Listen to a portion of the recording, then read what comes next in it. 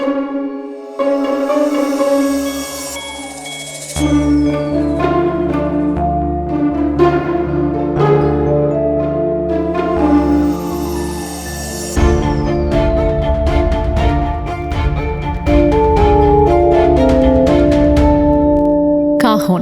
সাহিত্য দীর্ঘজীবী হোক।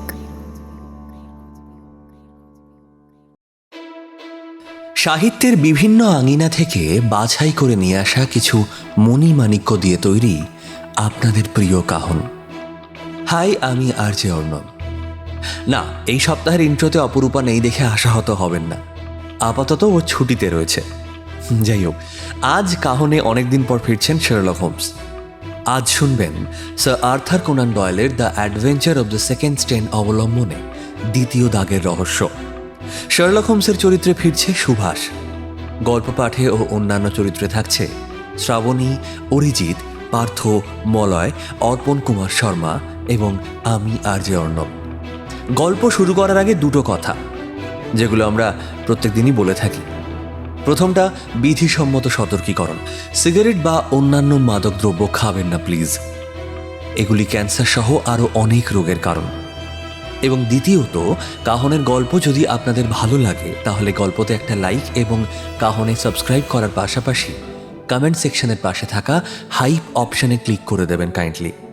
শুরু হচ্ছে স্যার আর্থার কোনান ডয়েলের শার্লক হোমস কাহিনী the adventure of the second stain অবলম্বনে দ্বিতীয় দাগের রহস্য। সাহিত্য দীর্ঘজীবী হোক।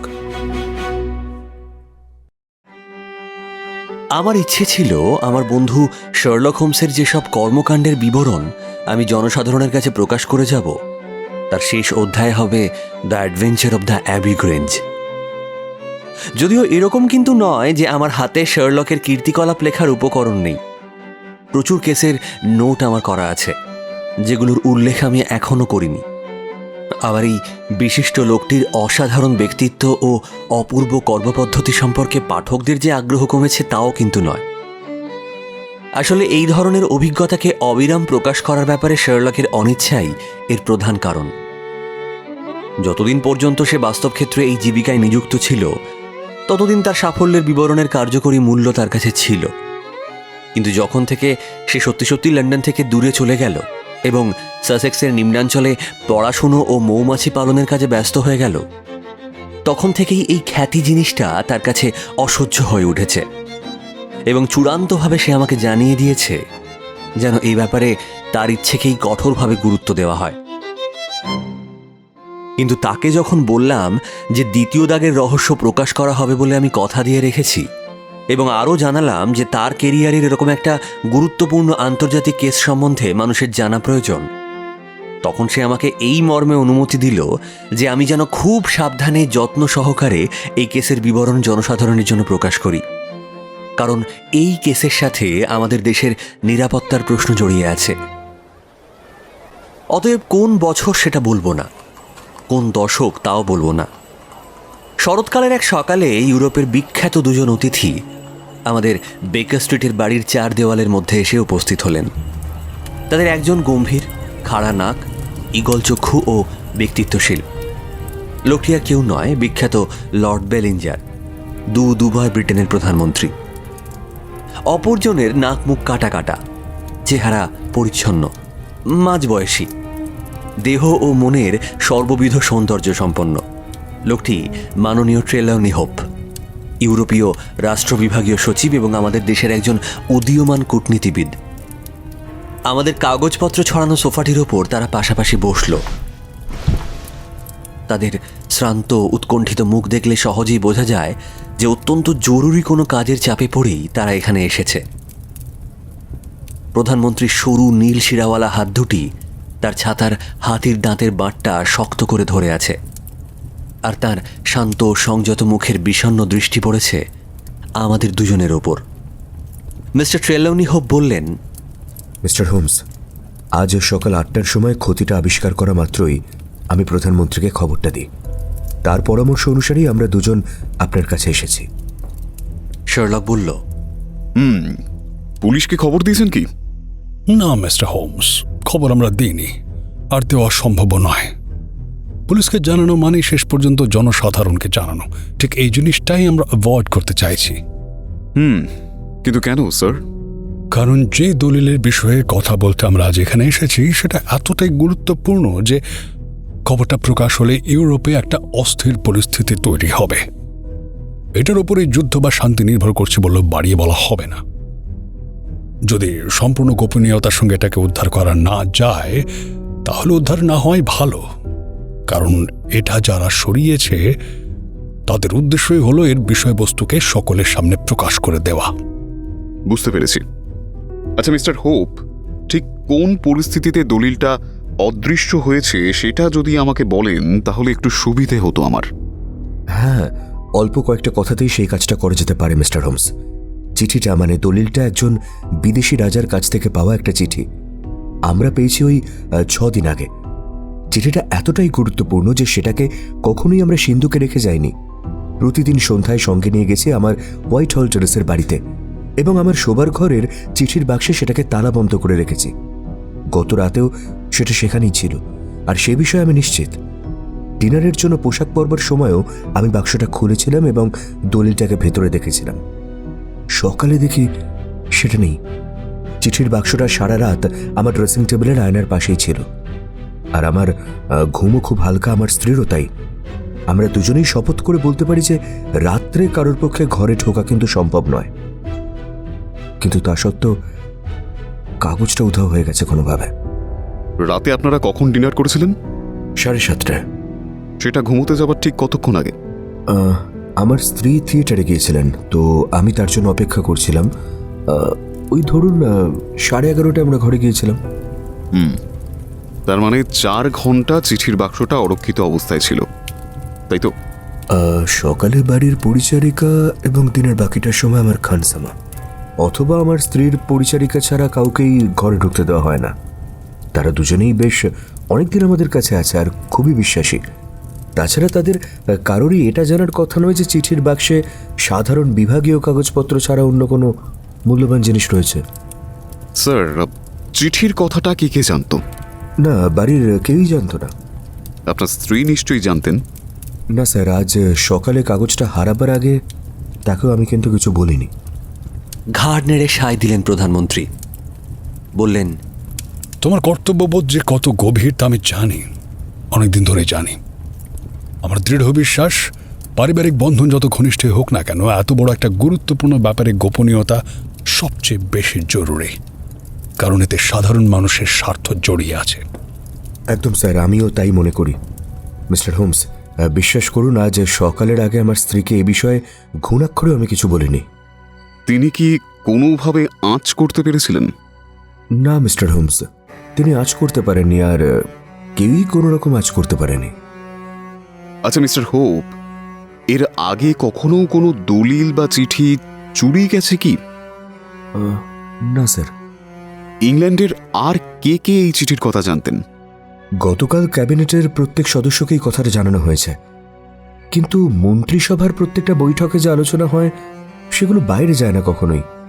এ ব্যাপারে মন্ত্রিসভার সব সদস্যই গোপনীয়তার অঙ্গীকার করেন। আর এবার প্রধানমন্ত্রী সবাইকে আরো বিশেষভাবে সতর্ক করেছিলেন। ওহ গড, আর ঠিক তার কয়েক ঘন্টার মধ্যে চিঠিখানা আমি হারিয়ে ফেললাম। নৈরাশ্যের প্রবল ক্ষোভে তার সুন্দর মুখটা যেন বিকৃত হয়ে উঠল। 2 হাতে সে নিজের মাথার চুল ধরে টানতে লাগল। মুহূর্তের জন্য আমরা দেখতে পেলাম স্বাভাবিক মানুষকে, আবেগপ্রবণ, অত্যুৎসাহী এবং ভীষণ সেন্সিটিভ। পর মুহূর্তেই সেখানে নেমে এলো আভিজাত্যের মুখোশ, ফিরে এলো তার শান্ত কণ্ঠস্বর। ক্যাবিনেটের মেম্বাররা ছাড়া এমন আর 2 জন বা সম্ভবত 3 জন বিভাগীয় কর্মচারী আছেন যারা চিঠিটার কথা জানতেন। মিস্টার হোমস, আমি শিওর যে এছাড়া ইংল্যান্ডের আর কেউ এই কথাটা জানেন না। কিন্তু বিদেশের? আমার বিশ্বাস যে চিঠিটা যিনি লিখেছেন তিনি ছাড়া বিদেশেও আর কেউ চিঠিটা দেখেননি। আমার দৃঢ় ধারণা তার মন্ত্রীদের অর্থাৎ সাধারণ সরকারি ব্যবস্থাকে এ কাজে লাগানো হয়নি। শার্লক কিছুক্ষণ কি যেন ভাবল, তারপর বলল, দেখুন স্যার, এবার আমি আরেকটু ডিটেলে জানতে চাই। এই দলিলটা কিসের, আর তার অদৃশ্য হওয়াটাই বা এতটা গুরুত্বপূর্ণ কেন? দুজন কূটনীতিবিদ দ্রুত একে অপরের দিকে তাকালেন। প্রধানমন্ত্রীর লোমশ ভুরু দুটো কুঁচকে গেল কিছুক্ষণের জন্য। মিস্টার হোমস, লম্বা সরু হালকা নীল রঙের একটা খাম, একটা সিংহের ছাপ আছে লাল গালার শিলমোহরের ওপর, উপরে বড় বড় মোটা হস্তাক্ষরের ঠিকানা লেখা।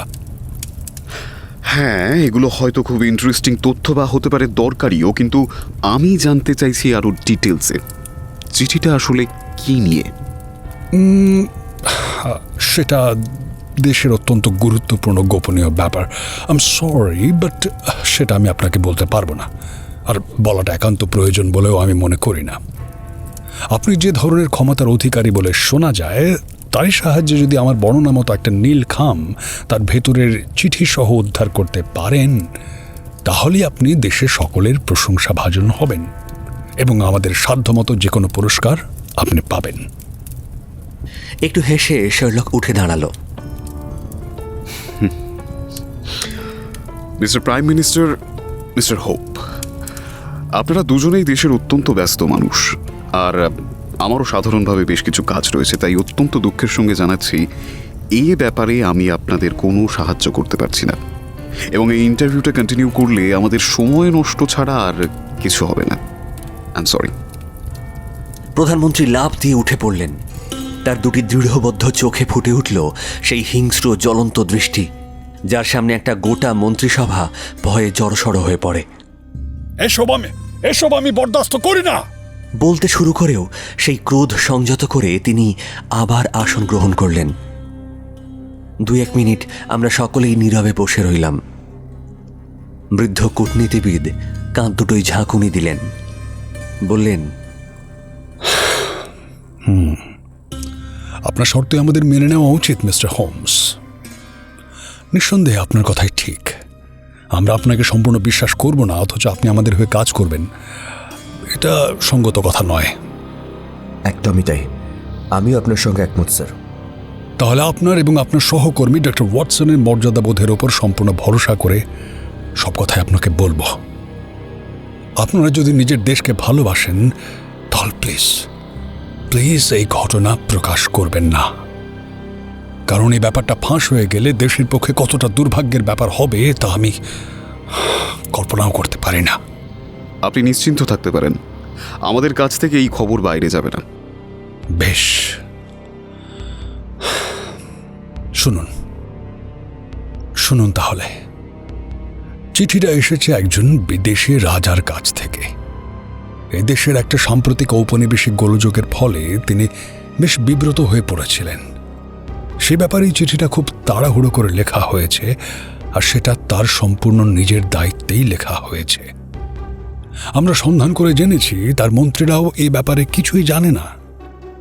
এদিকে এমন আক্রমণাত্মক ভাষায় চিঠিটা লেখা হয়েছে এবং তাতে উত্তেজনাপ্রবণ এমন কিছু কথা আছে যে সেগুলো প্রকাশ পেলে এদেশের জনমানসে বিপজ্জনক ক্ষোভের সঞ্চার হতে বাধ্য। ফলে এমন উত্তেজনার সৃষ্টি হবে যে আমি নির্দ্বিধায় বলতে পারি এই চিঠি প্রকাশের 7 দিনের মধ্যেই এই দেশ একটা মহাযুদ্ধে জড়িয়ে পড়বে। শার্লক এক টুকরো কাগজে একটা নাম লিখে প্রধানমন্ত্রীর হাতে দিল। ঠিক, এই সেই লোক, আর এই সেই চিঠি যার পরিণাম হয়তো কোটি কোটি টাকা খরচ এবং লক্ষ লক্ষ মানুষের জীবন। এই চিঠিটা এরকম একটা দুর্বোধ্য পরিস্থিতিতে খোয়া গেছে। চিঠিটা যিনি পাঠিয়েছেন তাকে জানিয়েছেন কিছু? হ্যাঁ, জানিয়েছি। গোপন হরফে তাকে একটা টেলিগ্রাম করা হয়েছে। উনি হয়তো নিজেই চাইছেন চিঠিটা প্রকাশ পাক। না না না না না না না, কাজটা যে মাথা গরম করে ঝোঁকের মাথায় করে ফেলেছেন সেটা উনি নিজেও বুঝতে পেরেছেন বলেই আমার বিশ্বাস। চিঠিটা বাইরে এলে আমাদের যা ক্ষতি হওয়ার তার চেয়ে অনেক বেশি ক্ষতি হবে ওর নিজের দেশের। তাই যদি হয় তাহলে চিঠিটা প্রকাশ পেলে কার স্বার্থসিদ্ধি হবে? আর কেউ সেটা চুরি করতে বা প্রকাশ করতে চাইবেই বা কেন? মিস্টার হোমস, সেখানেই আমাদের যেতে হচ্ছে উচ্চতর আন্তর্জাতিক রাজনীতির ক্ষেত্রে। কিন্তু বর্তমান ইউরোপীয় পরিস্থিতির কথা চিন্তা করলে উদ্দেশ্যটা বোঝা আপনার পক্ষেও শক্ত হবে না। সারা ইউরোপ আজ একটা সশস্ত্র শিবিরে পরিণত হয়েছে। দুটো রাষ্ট্রের জোট সংঘ মোটামুটি একটা সামরিক শক্তিসাম্য বজায় রেখে চলেছে। গ্রেট ব্রিটেনের হাতে রয়েছে দাঁড়িপাল্লা। এখন ব্রিটেন যদি একটা রাষ্ট্রসংঘের সঙ্গে যুদ্ধে লিপ্ত হয়, তাহলে অন্য রাষ্ট্রসংঘটি সে যুদ্ধে যোগ দিক আর নাই দিক, তার প্রাধান্য প্রতিষ্ঠিত হবেই। বুঝতে পারছেন? Very clearly.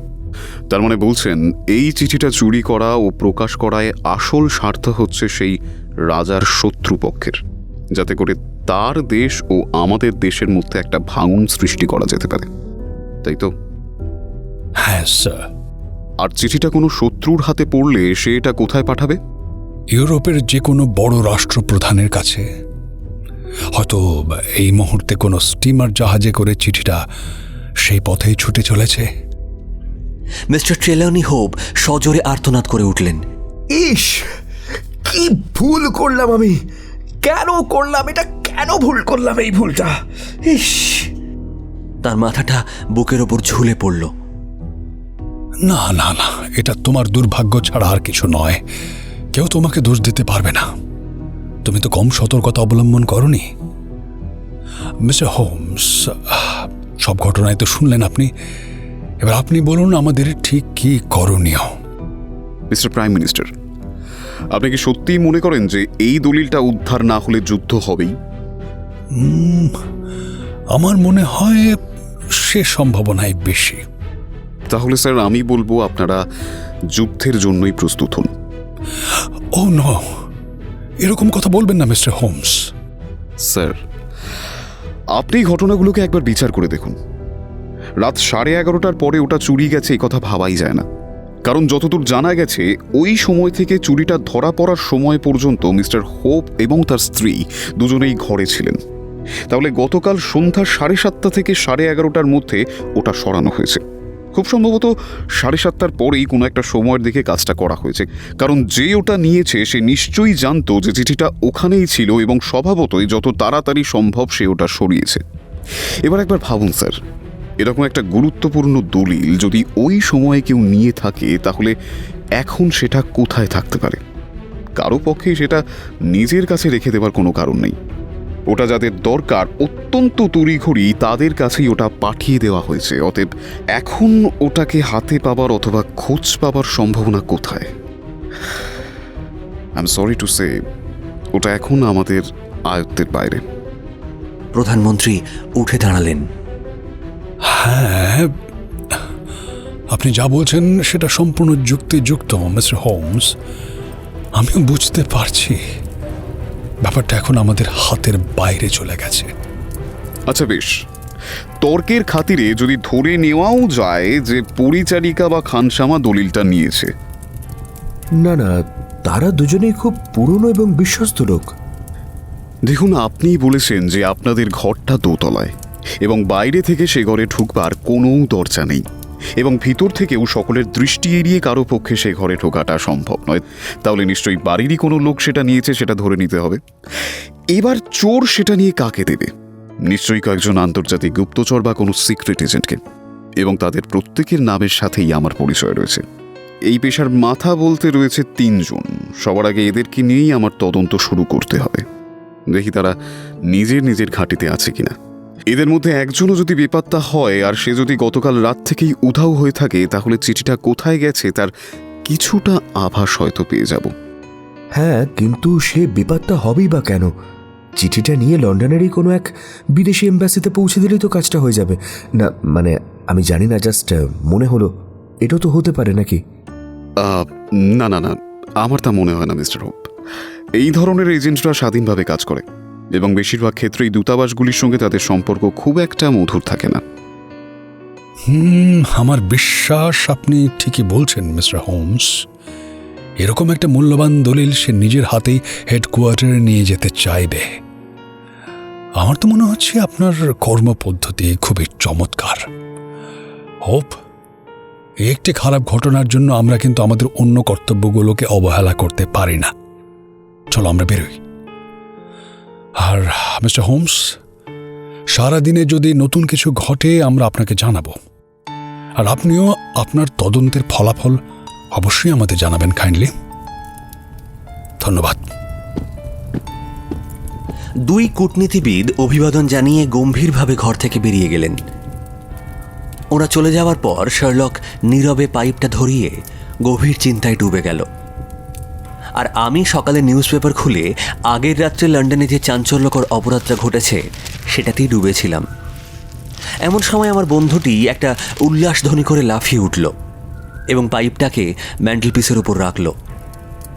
ইয়েস, এর থেকে ভালো রাস্তা আর নেই। পরিস্থিতিটা শোচনীয় হলেও একেবারে আশা হারানোর মতো এখনও কিছু হয়নি। এখনও যদি জানতে পারি এদের মধ্যে কে চিঠিটা নিয়েছে তাহলে আর যাই হোক, এরা তো কাজ করে টাকার লোভে, আর গোটা ব্রিটিশ রাজকোষই তো রয়েছে আমার পেছনে। জিনিসটা যদি নিলামে ওঠে তাহলে আমিই কিনে নেব। ইয়েস ওয়াটসন, এটা খুবই সম্ভব যে ওদিক থেকে ভাগ্য পরীক্ষা করবার আগে সে একবার যাচাই করে দেখবে যে এদিক থেকে দর কতটা ওঠে। আর এরকম দুঃসাহসিক খেলা খেলতে পারে শুধুমাত্র তিনজনই, ওবার্টিন, লা রোদিয়েরা এবং এডুয়ার্ডো লুকাস। এদের প্রত্যেকের সঙ্গেই আমি দেখা করব ওয়াটসন। খবরের কাগজটা আরেকবার দেখে নিয়ে আমি বললাম, গোডলফিন স্ট্রিটের এডওয়ার্ডো লুকাস কি? হ্যাঁ। তার সঙ্গে তোমার আর দেখা হবে না। কেন? কারণ গত রাতেই সে তার বাড়িতে খুন হয়েছে। এর আগে বহু অ্যাডভেঞ্চারে আমার বন্ধুটি আমাকে অবাক করে দিয়েছে। আজ আমি তাকে সম্পূর্ণভাবে অবাক করে দিতে পারায় মনে মনে খুবই খুশি হয়ে উঠলাম। সবিস্ময়ে কিছুক্ষণ আমার দিকে তাকিয়ে থেকে সে আমার হাত থেকে কাগজটা ছিনিয়ে নিল। সে যখন ধূমপান করতে করতে গভীর চিন্তায় ডুবেছিল তখন আমি এই খবরটাই পড়ছিলাম। ওয়েস্টমিনস্টারে খুন। গতকাল রাতে নদী ও মাঠের মাঝামাঝি জায়গায় পার্লামেন্ট হাউসের বড় চূড়াটার ছায়ায় প্রায় নিচে অবস্থিত শেকেলি ধরনের নির্জন অষ্টাদশ শতাব্দীর বাড়ির 16 নম্বর গোডলফিন স্ট্রিটের একটি রহস্যজনক খুন হয়েছে। এই ছোট এবং সুন্দর বাড়িটাতে বেশ কয়েক বছর ধরে বাস করছেন মিস্টার এডওয়ার্ডো লুকাস। আকর্ষণীয় ব্যক্তিত্ব এবং দেশের একজন অন্যতম খ্যাতিমান শ্রেষ্ঠ শৌখিন গায়ক হিসেবে তিনি উঁচু মহলে অত্যন্ত পরিচিত ছিলেন। মিস্টার লুকাস অবিবাহিত, বয়স 34 বছর, আর তার গৃহস্থালী বলতে বয়স্ক পরিচারিকা মিসেস প্রিঙ্গল এবং খানসামা মিল্টন।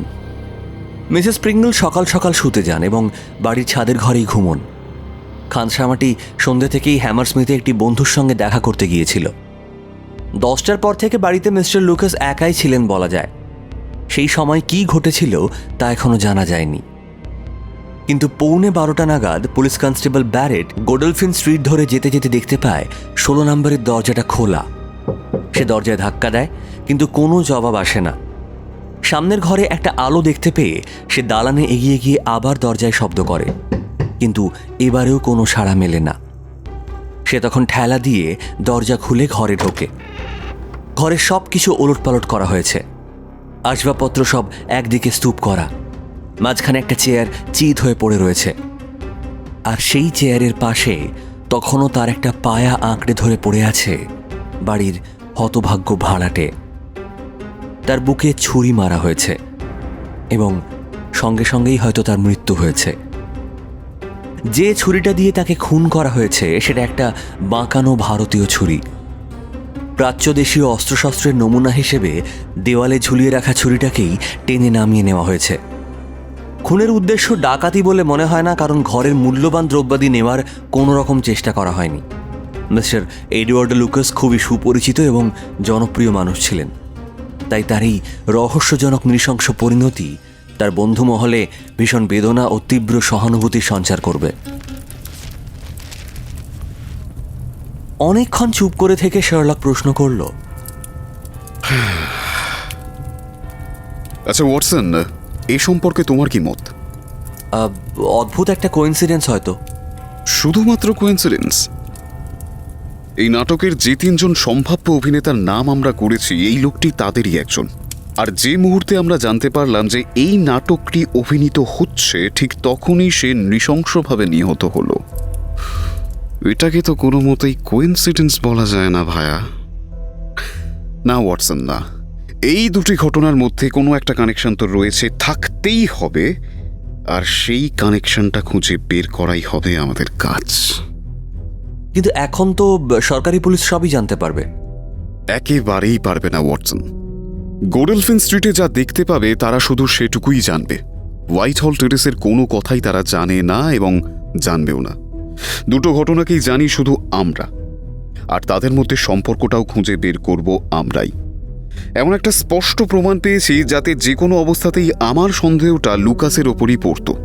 ওয়েস্টমিনস্টারের গোডেলফিন স্ট্রিট হোয়াইট হল টেরেস থেকে মাত্র কয়েক মিনিটের পথ। অন্য যে দুজন স্পাইয়ের নাম আমি বললাম তারা থাকে ওয়েস্ট এন্ডের একেবারে শেষ প্রান্তে।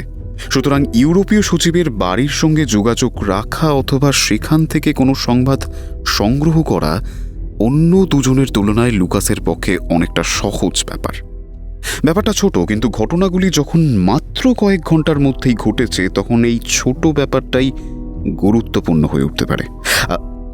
আরে আরে, আবার কি এলো? থালার ওপর কোনো মহিলার একটা কার্ড নিয়ে মিসেস হাডসন এলেন। শার্লক সেটা দেখল, ভুরু দুটো তুলল এবং তারপর কার্ডটা আমার হাতে দিল। বলল, Mrs Hudson, Lady Hilda Trelawney হোপকে বলুন কাইন্ডলি ভেতরে আসতে। Thank you. কিছুক্ষণ পরেই আমাদের বেকার স্ট্রিটের বাড়িতে প্রবেশ করলেন লন্ডনের সব থেকে লাবণ্যময়ী মহিলা। ডিউক অব বেলমিনস্টারের কনিষ্ঠ কন্যার রূপের খ্যাতি আগে অনেকবার শুনেছি, কিন্তু আজ তাকে সামনে থেকে দেখে বুঝলাম কোনো বর্ণনা শুনে বা ফটোগ্রাফ দেখে তার আসল সৌন্দর্য ভাষায় প্রকাশ করা যাবে না। তাও সেই শরৎকালের সকালে তাকে যেভাবে দেখলাম তাতে শুধু তার সেই অপরূপ সৌন্দর্যই আমাদের মনে গভীর ছাপ ফেলে দেয়নি। তার গাল দুটো সুন্দর কিন্তু আবেগে বিবর্ণ, চোখ দুটো উজ্জ্বল কিন্তু সে যেন জ্বরেরও উজ্জ্বল্য। এই সুন্দরী গেস্ট যখন মুহূর্তের জন্য আমাদের দরজার ফ্রেমে এসে দাঁড়ালো তখন সবার আগে আমাদের চোখে ধরা পড়ল আতঙ্ক, সৌন্দর্য নয়। আমার স্বামী কি এখানে এসেছিলেন মিস্টার হোমস? হ্যাঁ ম্যাডাম, এসেছিলেন। মিস্টার হোমস, আমি আপনাকে অনুরোধ করছি, আমি যেখানে এসেছিলাম সে কথা দয়া করে আমার স্বামীকে বলবেন না। আপনি বসুন। মহিলাটি মেঝেটা পার হয়ে জানলার দিকে পিঠ করে বসলেন। একজন রানীর মতোই দীর্ঘকায়, মাধুর্যময়ী এবং একান্তভাবেই নারীত্বের প্রতিমূর্তি যেন। ইয়োর লেডিশিপ, আমাকে বড়ই অসুবিধাজনক অবস্থায় ফেলে দিলেন আপনি। ঠিক আছে, আমি চেষ্টা করব। আপনি কি চান আমাকে বলুন? তার আগে কোনো রকম নিঃশর্ত প্রতিশ্রুতি আপনাকে আমি দিতে পারবো না। মিস্টার হোমস, আপনিও যাতে খোলাখুলি কথা বলেন সেই আশাতেই আমিও খোলাখুলিভাবেই আপনাকে সব কথা বলবো। দেখুন, একটি মাত্র বিষয় ছাড়া বাকি সব বিষয়েই আমি ও আমার স্বামী পরস্পরকে সম্পূর্ণ বিশ্বাস করি। সেই একটি বিষয় হলো রাজনীতি। এ ব্যাপারে সে সবসময় ঠোঁটে কুলু পেটে থাকে, কিছুই বলে না আমাকে। এখন আমি বুঝতে পারছি যে গতকাল রাতে আমাদের বাড়িতে একটা অত্যন্ত ভয়ঙ্কর এবং শোচনীয় ঘটনা ঘটেছে। আমি যতটুকু জানি যে একটা কাগজ উধাও হয়েছে, কিন্তু যেহেতু ব্যাপারটা রাজনীতি সংক্রান্ত সেজন্য এ ব্যাপারে আমার স্বামী আমাকে পুরোপুরি বিশ্বাস করছে না। অথচ সমস্ত ব্যাপারটা পুরোপুরি জানা আমার দিক থেকে একান্ত প্রয়োজন। হ্যাঁ, আমি একান্ত প্রয়োজনই বলছি। এইসব রাজনীতির লোকেরা ছাড়া একমাত্র আপনিই আসল ঘটনাটা জানেন। তাই আপনাকে অনুরোধ করছি মিস্টার হোমস, কি ঘটেছে এবং তার পরিণতিতে কি ঘটতে পারে সব কথা আমাকে ঠিক করে বলুন। সবটা আমার জানা খুব জরুরি মিস্টার হোমস। আপনার মক্কেলের স্বার্থের খাতিরেও আপনি যেন চুপ করে থাকবেন না, কারণ এটুকু আমি আপনাকে নিশ্চিতভাবে বলতে পারি, আমাকে পুরোপুরি বিশ্বাস করলে তবেই তার স্বার্থ সম্পূর্ণ সুরক্ষিত হবে। যে কাগজটা চুরি গেছে সেটা কি? সরি ম্যাডাম, আপনি আমাকে যেটা করতে বলছেন সেটা আমার পক্ষে করা একেবারেই অসম্ভব।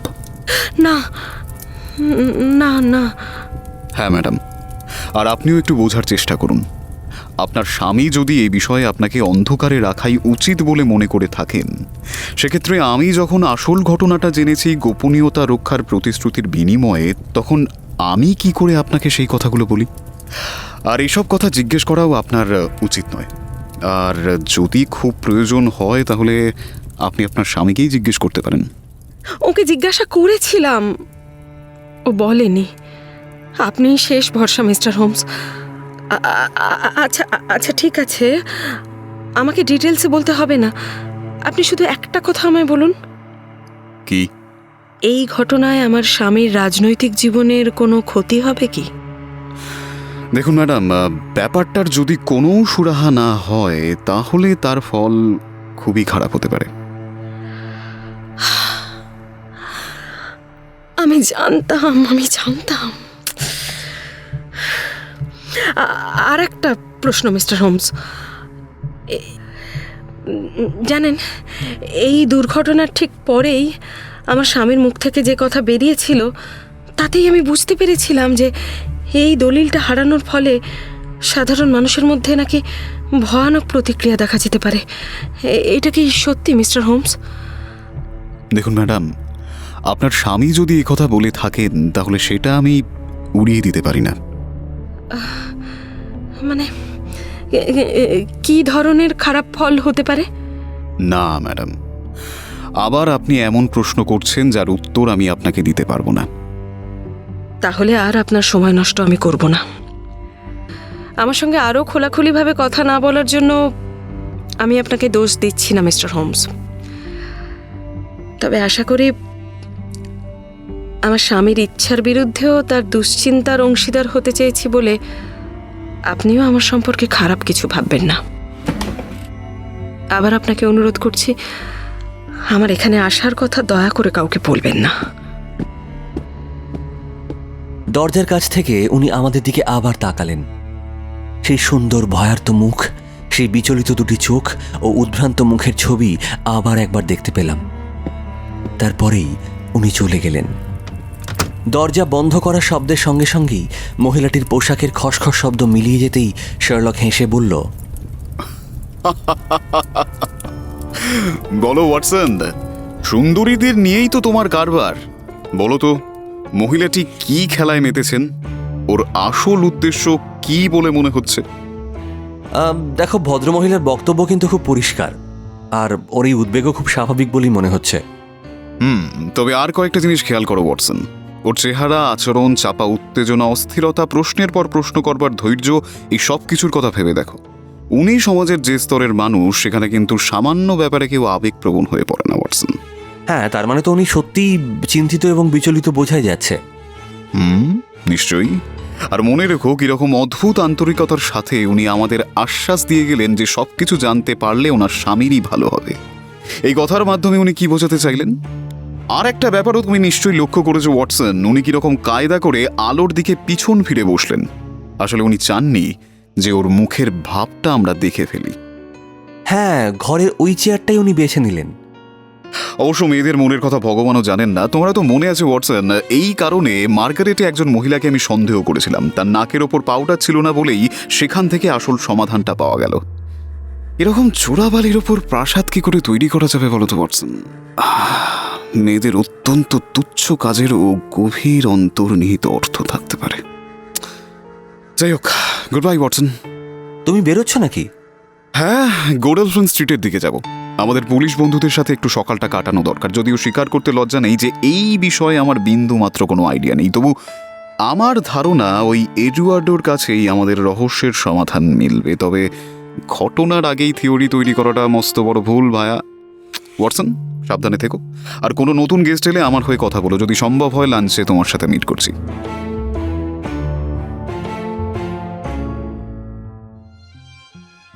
সারাটা দিন, তার পরের দিন এবং তারও পরের দিন শার্লক গুম হয়ে থাকলো। প্রয়োজন ছাড়া খুব একটা কথা বলল না। এই বাইরে গেল, এই ফিরে এলো। একটানা ধূমপান করে গেল, মাঝে মাঝে একটু আদ্রু বেহালা বাজালো। কিছু সময় দিবা স্বপ্নে কাটালো। সময় অসময়ে স্যান্ডউইচ গিলল। আর আমি যেসব প্রশ্ন করলাম তার একটারও ঠিক করে উত্তর দিল না। স্পষ্ট বুঝতে পারলাম ইনভেস্টিগেশন নিয়ে ঠিক সুবিধে করে উঠতে পারছে না। যদিও কেসের কথা আমাকেও কিছুই বলেনি। খবরের কাগজ থেকেই আমি জেনেছি বিচার বিভাগীয় তদন্তের বিবরণ এবং মৃত ব্যক্তির খানসামা মিল্টনের গ্রেপ্তার ও ছাড়া পাওয়ার খবর। করোনারের বিচারে জুরিরা ইচ্ছাকৃত খুনের অভিযোগ এনেছিল, কিন্তু খুনিদের কোনো পাত্তাই পাওয়া গেল না। কোনো উদ্দেশ্য বা মোটিভের কথাও বলা যায়নি। ঘর ভর্তি অনেক মূল্যবান জিনিস ছিল, কিন্তু খুনি বা খুনিরা সেগুলো নেয়নি। মৃত ব্যক্তির কাগজপত্রেও কেউ হাত দেয়নি। সেগুলো ভালোভাবে পরীক্ষা করে দেখা হয়েছে। তা থেকে বোঝা যায় ভদ্রলোক ছিলেন আন্তর্জাতিক রাজনীতির একজন অত্যন্ত আগ্রহী ছাত্র। তিনি অবিরাম কথা বলে যেতে পারতেন এবং এর পাশাপাশি তিনি ছিলেন একজন বিশিষ্ট ভাষাবিদ। বিভিন্ন দেশের প্রধান প্রধান রাজনীতিবিদদের সঙ্গে তার ঘনিষ্ঠ যোগাযোগ ছিল, কিন্তু তার ড্রয়ার ভর্তি দলিলপত্রের মধ্যে চাঞ্চল্যকর কিছু পাওয়া যায়নি। মহিলাদের সঙ্গে সম্পর্কের ক্ষেত্রে যদিও তার কিছু এলোমেলো ঘটনার আভাস পাওয়া যাচ্ছে, তবে সেটাও খুব ভাষা ভাষা। ব্যক্তি নির্বিশেষে সবার সাথেই তিনি মিশতেন, কিন্তু বন্ধু বলতে যা বোঝায় সেরকম কেউই তার ছিল না। তার স্বভাব চরিত্রে কোনো দোষ ছিল না। শান্ত পরিমিত আচরণ ছিল তার অন্যতম গুণ। সুতরাং তার মৃত্যু আগাগোড়াই এক বিরাট রহস্য এবং হয়তো শেষ পর্যন্ত এই রহস্য উদ্ঘাটন করাই যাবে না। পুলিশ রহস্যের কোনো কিনারা করতে না পেরে খানসামা জন মিল্টনকে গ্রেপ্তার করেছিল, যদিও তাতে কোনো লাভ হয়নি। তার বিরুদ্ধে কোনো অভিযোগই প্রমাণিত হয়নি। সেই রাতে সে হ্যামারস্মিথে তার বন্ধুদের সঙ্গে দেখা করেছিল, কাজেই অ্যালিবাই একেবারে নিখুঁত। এ কথা যদিও ঠিক, সে রাত্রে যখন সে বাড়ি ফেরার পথ ধরে তাতে খুনটা ধরা পড়ার আগেই তার ওয়েস্টমিনিস্টারে পৌঁছে যাওয়া উচিত ছিল। তবে দেরি হওয়ার কারণ হিসেবে সে যা জানিয়েছে সেটাও অবিশ্বাস করার কোনো কারণ নেই। সে জানিয়েছে কিছুটা পথ সে হেঁটে এসেছিল বলে তার দেরি হয়। ফলে রাত 12টার সময় সে এসে পৌঁছয় বাড়িতে এবং এই ঘটনা দেখে হতভম্ব হয়ে পড়ে। মনিবের সঙ্গে তার সম্পর্ক শুরু থেকেই ভালো ছিল। মৃত ব্যক্তির কিছু কিছু জিনিস, বিশেষ করে একটা ছোট খুরের বাক্স খানসামা জিনিসপত্রের মধ্যে পাওয়া গিয়েছিল। তবে সেই জানিয়েছে এগুলো তার মনিব তাকে উপহার দিয়েছিল। পরিচারিকা মিসেস প্রিঙ্গলও সে কথা সমর্থন করেছেন। 3 বছর হলো মিল্টন লুকাসের কাছে চাকরি করছে। একটা ব্যাপার এখানে উল্লেখযোগ্য যে ইউরোপ ভ্রমণের সময় এডওয়ার্ডো লুকাস মিল্টনকে কিন্তু সঙ্গে নিত না। একবার সে একটানা 3 মাসের জন্য প্যারিসে গিয়েছিল, কিন্তু মিল্টনকে রেখে গিয়েছিল গোডলফিন স্ট্রিটের বাড়িতে। পরিচারিকা বলেছেন খুনের রাতে তিনি কিছুই শোনেননি। কোনো গেস্ট যদি তার মনিবের কাছে এসে থাকে তাহলে তার মনিবই তাকে নিজেই দরজা খুলে দিয়েছিল। কাজেই খবরের কাগজ পড়ে আমি যতটুকু যা জানলাম তাতে পরপর 3টে সকাল কেটে গেলেও রহস্যের ঘনঘটা একই রকম রয়ে গেল। শার্লক যদি বেশি কিছু জেনেও থাকে তাহলেও সে তা নিজের মনে মনে রেখে দিয়েছিল। আমাকে শুধু বলেছিল ইন্সপেক্টর লেস্ট্রেড এই ব্যাপারে ওর সাথে কনসাল্ট করছে। আমি জানতাম ঘটনার অগ্রগতি যা ঘটছে শার্লক বাড়িতে বসেই সব খবর রাখছে। 4র্থ দিনে প্যারিস থেকে একটা লম্বা টেলিগ্রাম এলো, আর মনে হলো যেন সব সমস্যার সমাধান হয়ে গেল। খবরটা ডেইলি টেলিগ্রাফের। এইমাত্র প্যারিসের পুলিশ এমন একটি তথ্য পেয়েছে যার ফলে গত রবিবার রাতে ওয়েস্টমিনিস্টারের গোডলফিন স্ট্রিটের মিস্টার এডওয়ার্ডো লুকাসের নৃশংস খুনের রহস্য অনেকটাই পরিষ্কার হয়েছে। আমাদের পাঠকদের নিশ্চয়ই মনে আছে এই ভদ্রলোককে তার নিজের ঘরেই ছুরিকাঘাতে মৃত অবস্থায় পাওয়া গিয়েছিল। এই ঘটনার জন্য প্রথমে তার খানসামাকে সন্দেহ করা হয়েছিল, কিন্তু সে একটি নিখুঁত অ্যালিবাই দেখাতে পারায় মামলা এগোয়নি। গতকাল রু অস্তেলিজ এলাকার একটি ছোট ভিলায় থাকা ম্যাডাম আরি ফুরনায় নামে এক মহিলার বিষয়ে তার চাকররা পুলিশকে জানায় যে তিনি পাগল হয়ে গেছেন। পরীক্ষা করে দেখা যায় তার মধ্যে সত্যিই খুব গুরুতর ও স্থায়ী ধরনের মানসিক রোগের লক্ষণ রয়েছে। তদন্ত করে পুলিশ জানতে পারে ম্যাডাম ফুরনায় সম্প্রতি দেশ ভ্রমণ করে গত মঙ্গলবার লন্ডনে ফিরেছেন। ওয়েস্টমিনস্টারের খুনের সঙ্গে তাকে জড়িত করার মতো যথেষ্ট প্রমাণও তাদের হাতে এসেছে। ছবি মিলিয়ে নিশ্চিত হওয়া গেছে ভদ্রমহিলার স্বামী মসিয়ে আরি ফুরনায় এবং এডওয়ার্ডো লুকাস আসলে একই ব্যক্তি। অর্থাৎ মিস্টার লুকাস কোনো কারণে লন্ডন ও প্যারিস 2 জায়গায় আলাদা পরিচয়ে জীবনযাপন করছিলেন। ম্যাডাম ফুরনায় ক্রিওল বংশের পশ্চিম ভারতীয় দ্বীপপুঞ্জের অধিবাসী। তার স্বভাব খুবই উত্তেজনাপ্রবণ এবং আগেও ঈর্ষার কারণে তিনি কয়েকবার মানসিক ভারসাম্য হারিয়েছেন। ধারণা করা হচ্ছে এই মহিলাই কোনো এক উন্মাদনার মুহূর্তে লন্ডনের ওই ভয়ঙ্কর খুনটি করেছেন। গত সোমবার রাত্রে তিনি কোথায় ছিলেন তা এখনো পুরোপুরি জানা যায়নি। তবে এই বিষয়ে সন্দেহ নেই, তার মতো চেহারার এক মহিলাকে মঙ্গলবার সকালে চেরিং ক্রস স্টেশনে দেখা গিয়েছিল এবং তার অস্বাভাবিক আচরণ ও হিংসাত্মক অঙ্গভঙ্গি অনেকের দৃষ্টি আকর্ষণ করেছিল। তাই মনে করা হচ্ছে হয় তিনি পাগল অবস্থায় খুনটি করেছেন, অথবা খুনের পরের ধাক্কায় তার মানসিক ভারসাম্য পুরোপুরি নষ্ট হয়ে গেছে। এখন তিনি তার অতীত জীবনের কোনো পরিষ্কার বর্ণনাই দিতে পারছেন না এবং ডাক্তাররাও আশা করছেন না যে তিনি আর সুস্থ হয়ে উঠবেন। আরও জানা গেছে, গত সোমবার রাতে এক মহিলাকে, যিনি মাদাম ফুরনায় হতে পারেন, গোডেলফিন স্ট্রিটের ওই বাড়িটির ওপর নজর রাখতে দেখা গিয়েছিল। বিবরণটা আমি পড়ে শোনাচ্ছিলাম আর ততক্ষণে শার্লক তার ব্রেকফাস্ট শেষ করছিল। আমি এবার জিজ্ঞাসা করলাম, এই ব্যাপারে তোমার কি মনে হচ্ছে শার্লক? টেবিল থেকে উঠে এসে ঘরময় পায়চারি করতে করতে সে বলল, মাই ডিয়ার ওয়াটসন, আমি জানি ভেতর ভেতরে তুমি অনেক যন্ত্রণা ভোগ করেছো, কিন্তু আমি তোমাকে লাস্ট 3 দিন কিছু বলিনি, তার কারণ বলবার মতো কিছুই ছিল না। এমনকি এখনও প্যারিস থেকে পাঠানো এই নিউজ রিপোর্টও আমাদের খুব একটা সাহায্য করছে না। কিন্তু এডওয়ার্ডো লুকাসের মৃত্যু সংক্রান্ত প্রশ্নের উত্তর তো তুমি পেয়ে গেলে। না না না ওয়াটসন, এডওয়ার্ডো লুকাসের মৃত্যুর একটা সামান্য ঘটনা মাত্র, তুচ্ছ একটা অধ্যায় যাকে বলে। আমাদের আসল উদ্দেশ্য হলো ওই দলিলটার খোঁজ করা এবং একটি ইউরোপীয় সংকটকে প্রতিরোধ করা। গত 3 দিনে মাত্র একটাই গুরুত্বপূর্ণ ঘটনা ঘটেছে ওয়াটসন, আর সেটা হলো এই যে এখন অবধি কিছুই ঘটেনি। সরকারের কাছ থেকে ঘন্টায় ঘন্টায় আমি খবর পাচ্ছি ওয়াটসন, ইউরোপের কোথাও কোনো গোলমালের চিহ্ন নেই। এখন চিঠিটা যদি হাতছাড়া হয়ে থাকে, না না না না না, সেটা হাতছাড়া হয়নি ওয়াটসন, সেটা হাতছাড়া হয়নি। আর যদি সেটা হাতছাড়া না হয়ে থাকে তাহলে সেটা কোথায় আছে, কার কাছে আছে, কেন সেটাকে চেপে রাখা হয়েছে? এই প্রশ্নই হাতুড়ির মতো বারবার আমার মাথায় আঘাত করছে। আর এটা কি সত্যি কাকতালীয় যে চিঠিটা উধাও হবার রাত্রেই লুকাসের মৃত্যু হলো? চিঠিটা কি আদৌ তার হাতে পৌঁছেছিল? তা যদি হয় তাহলে তার কাগজপত্রের মধ্যে সেটা নেই কেন? তার এই পাগল স্ত্রী কি সেটা সঙ্গে করে নিয়ে গেছে? যদি তাও হয় তাহলে কি চিঠিটা এখনো প্যারিসে তার বাড়িতেই আছে? ফরাসি পুলিশের মনে সন্দেহটা না জাগাতে পারলে সেখানে খোঁজ করব কেমন করে ভায়া ওয়াটসন? এটা এমন একটা কেস যেখানে ক্রিমিনালরা আমাদের কাছে যতটা বিপজ্জনক ঠিক ততটাই বিপজ্জনক আমাদের আইনও।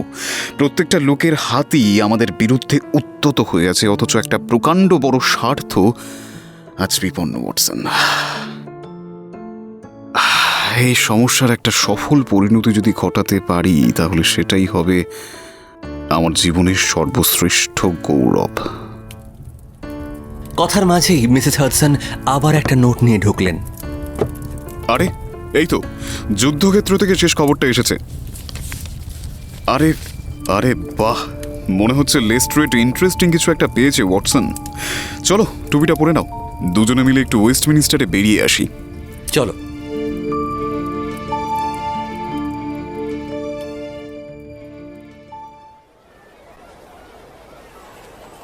অপরাধের ঘটনাস্থলে এই আমার প্রথম আগমন।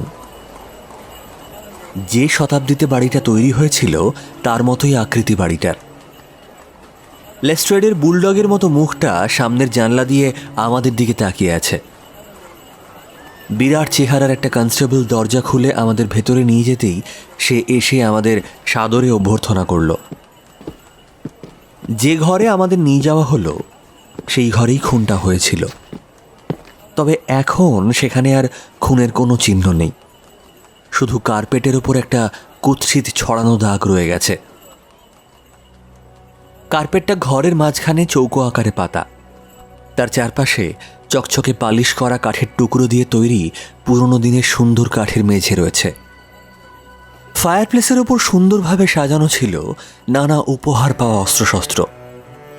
এগুলোর মধ্যেই একটি অস্ত্র সম্ভবত খুনের রাতে ব্যবহার করা হয়েছিল। জানলার নিচে রাখা ছিল একটা বড় লেখার টেবিল। ঘরের প্রত্যেকটা জিনিস, ছবি, কম্বল, পর্দা, সবকিছুতেই এক ধরনের বিলাসী মেয়েলি রুচির ছাপ স্পষ্টভাবে বোঝা যাচ্ছিল। লেস্ট্রেড জিজ্ঞেস করল, প্যারিসের সংবাদটা দেখেছেন? শার্লক মাথা নাড়ল। মনে হচ্ছে আমাদের ফরাসি বন্ধুরা এবার ঠিক জায়গাতেই ধরতে পেরেছে। তারা যা বলছে তাতে কোনো সন্দেহের অবকাশই নেই। মহিলাটি দরজায় এসে কড়া নাড়ে। তার আশাটা নিশ্চয়ই অপ্রত্যাশিত ছিল, কারণ এই লুকাস লোকটি খুব একা একা থাকতো। তবু সে মহিলাকে ভেতরে ঢুকতে দেয়। রাস্তায় তো আর তাকে ফেলে রাখা যায় না। মহিলাটি বলে অনেক খোঁজ খবর করে সে তার ঠিকানা পেয়েছে। তারপর তাদের কিছু বাকবিতণ্ডা হয়, কথা কাটাকাটি বাড়তে থাকে, আর শেষে হাতের কাছে ছুরি থাকায় ঘটনাটা খুনে গড়াতে দেরি হয়নি। সবকিছু সঙ্গে সঙ্গে হয়নি, সময় লেগেছে, কারণ ঘরের চেয়ারগুলো একদিকে ছুঁড়ে ফেলা হয়েছিল। বোঝা যায় লুকাস তাকে থামাতে গিয়ে একটা চেয়ারও হাতে নিয়েছিল। এখন পুরো ঘটনাটা এত পরিষ্কার মনে হচ্ছে যেন নিজের চোখের সামনে সবটা ঘটতে দেখেছি। অথচ তাও তুমি আমাকে ডেকে পাঠিয়েছো। আহা, তা তো পাঠিয়েছি, সে আর একটা অন্য ব্যাপার, অতি তুচ্ছ ব্যাপার, কিন্তু ওই ধরনের ব্যাপারেই তো আপনি বেশি আগ্রহী। কি জানেন, ভারী অদ্ভুত, মানে বলতে পারেন খামখেয়ালি। মূল ঘটনার সঙ্গে তার কোনো যোগ নেই, দেখলেই বোঝা যায়, মানে যোগ থাকতেই পারে না। কি সেই ব্যাপার? আপনি তো জানেন এই ধরনের অপরাধ ঘটার পর আমরা খুব সাবধানে থাকি, যাতে কোনো জিনিস তার জায়গা থেকে না সরানো হয়। এখানেও কিচ্ছু সরানো হয়নি। একজন অফিসার দিন রাত এখানে পাহারা দিচ্ছিল। আজ সকালে লোকটিকে কবর দেওয়ার পর এই ঘর সংক্রান্ত তদন্তের কাজও শেষ হলো। তখন ভাবলাম ঘরটা একটু পরিষ্কার করা যাক। এই কার্পেটটা দেখুন, এটা মেঝেতে আটকানো নয়, শুধু পাতা ছিল, তাই এটাকে একটু তোলা হলো। আর তখনই দেখা গেল। হ্যাঁ, কি দেখা গেল? দেখুন, আমরা যা দেখলাম সেটা আপনি 100 বছরের মধ্যেও ভাবতে পারতেন না। কার্পেটের উপর ওই রক্তের দাগটা দেখতে পাচ্ছেন?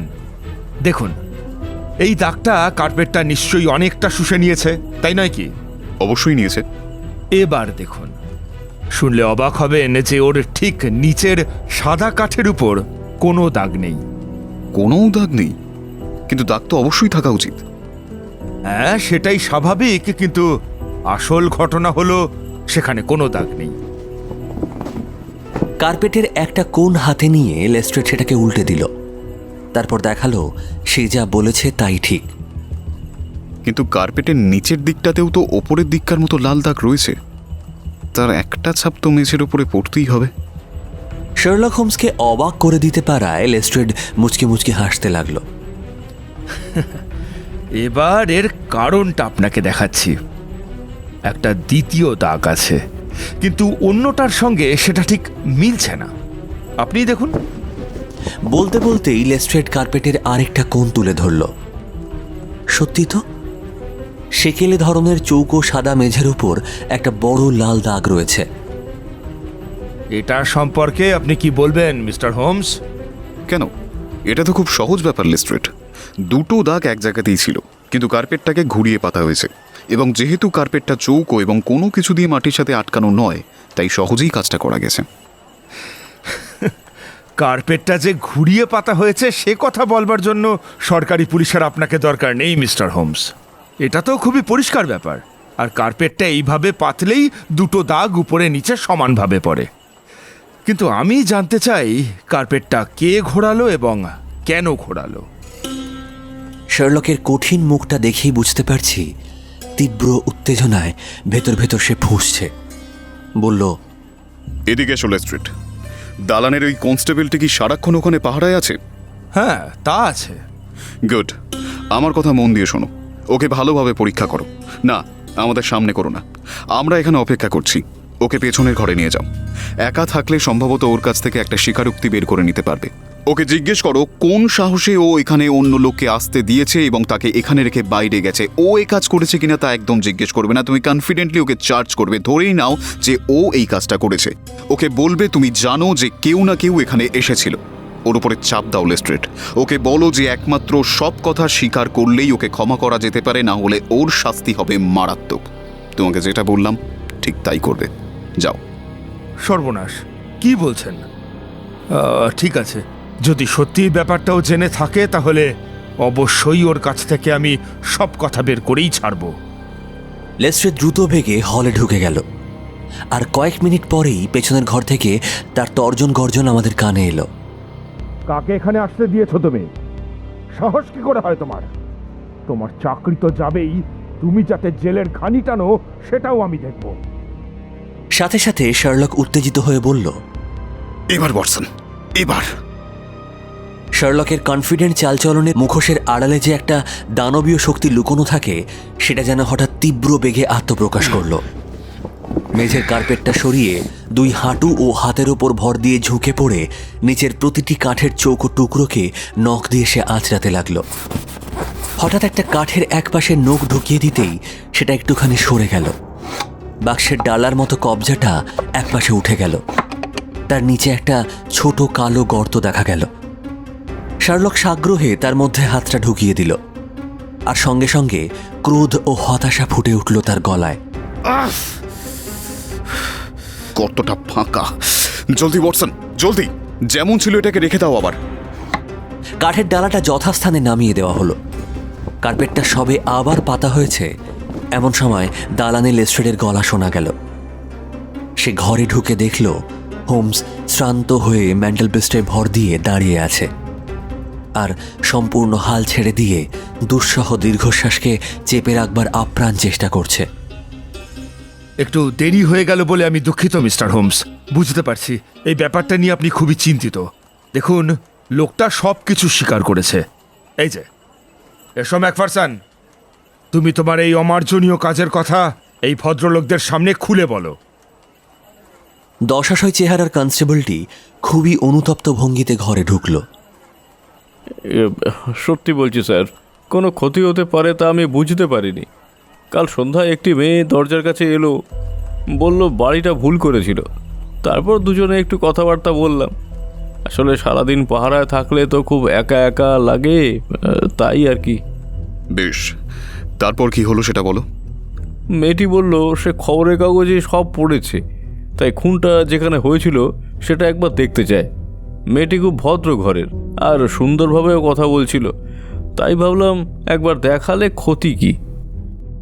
কার্পেটের উপর দাগটা দেখা মাত্রই সে মেঝেতে অজ্ঞান হয়ে সোজা পড়ে গেল, যেন একেবারে মরে গেছে। আমি দৌড়ে পিছনে গিয়ে জল নিয়ে এলাম, কিন্তু তাতেও কোনো কাজ হলো না। তারপর আমি একটু ব্র্যান্ডি আনতে ওদিকের আইভি প্ল্যান্টে গেলাম। ব্র্যান্ডি নিয়ে ফিরে এসে দেখি মেয়েটি সুস্থ হয়ে উঠে চলে গেছে। বোধহয় খুব লজ্জা পেয়েছিল, তাই আমাকে আর মুখ দেখাতে সাহস পায়নি। ওই কার্পেটটা সরানো হয়েছিল কি? তা স্যার একটু সরে নড়ে গিয়েছিল বই কি। আমি তো ফিরে এসে সেই রকমই দেখেছিলাম। আসলে কার্পেটটা কিছু দিয়ে মাটির সাথে আটকানো নেই, আর তার উপরে এই মেয়েটি পড়ে যাওয়ায় সেটা একটু কুঁচকে গিয়েছিল। পরে আমি ওটাকে টান টান করে দিয়েছিলাম। কনস্টেবল ম্যাকফারসন, বুঝে গেলে তো আমাকে ফাঁকি দেওয়া যায় না। তুমি নিশ্চয়ই ভেবেছিলে তোমার এই কর্তব্যে গাফিলতি আমি ধরতে পারবো না, কিন্তু কার্পেটের দিকে চোখ পড়তেই আমি বুঝে গেছি যে তুমি কাউকে ঘরে ঢুকতে দিয়েছিলে। তোমার ভাগ্য ভালো যে কিছু চুরি যায়নি, না হলে তোমাকে আমি জেলের ঘানি টানিয়ে ছাড়তাম। আর মিস্টার হোমস, সরি, মানে এত ছোট একটা ব্যাপারের জন্য আপনাকে বিরক্ত করতে চাইনি আমি, কিন্তু আমি ভেবেছিলাম এই যে দ্বিতীয় দাগটা প্রথম দাগের সঙ্গে মিলছে না, এটা আপনার কাছে একটা ইন্টারেস্টিং বিষয় হতে পারে। হ্যাঁ, সত্যিই ব্যাপারটা খুব ইন্টারেস্টিং। আচ্ছা ম্যাকফারসন, মহিলাটি কি মাত্র একবারই এসেছিল? হ্যাঁ স্যার, ওই একবারই। নাম জিজ্ঞেস করেছিলেন? না স্যার, নাম তো বলেনি। বলল টাইপরাইটিংয়ের ব্যাপারে একটা বিজ্ঞাপন দেখে এসেছিল, কিন্তু নম্বরটা ভুল করেছিল। বড্ড সুন্দর ভদ্র মেয়ে স্যার। ছিপছিপে লম্বা, সুন্দরী? হ্যাঁ স্যার, মিষ্টি চেহারার মেয়ে। বয়সও খুব বেশি নয়। কেউ কেউ হয়তো খুবই সুন্দরী বলবে। অফিসার, আমাকে একটিবার দেখতে দাও না। এমন মিষ্টি করে সে বলছিল, আমি ভাবলাম দরজা দিয়ে একটুখানি মাথাটা গলালে কি আর এমন ক্ষতি হবে। পরনে কি ছিল তার?